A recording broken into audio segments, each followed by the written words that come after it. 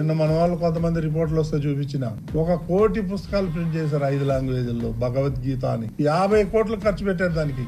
50 లక్షల్లో 32 లక్షల పుస్తకాలు ఇంకా గోడౌన్లో పడి ఉన్నాయి. అదొకటి అడ్డం మనకి.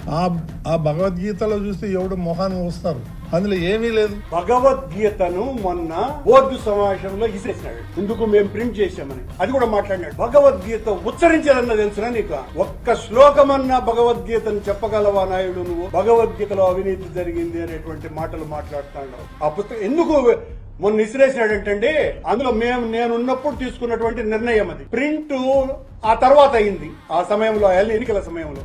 అందులో నేను ముందు మాట అప్పటి ఈవో ఎగ్జిక్యూటివ్ ఆఫీసర్ మరొక మాట రాశారు. దాన్ని చూశాడంటే బోర్డులో ఈ 2 నారాయణలు ఉన్నాయని ఇసిరేశాడు. మా 2 పేర్లు ఉన్నాయని శ్రీకృష్ణ మహానుభావుడు ఉద్బోధించినటువంటి భగవద్గీత 5 భాషలలో ప్రజలకు అందించాలనేటువంటి ఒక మంచి కార్యక్రమాన్ని తీసుకుంటే భగవద్గీత మీదనే కామెంట్ చేస్తాడు. భగవద్గీత అని ఏం మాట్లాడతావు?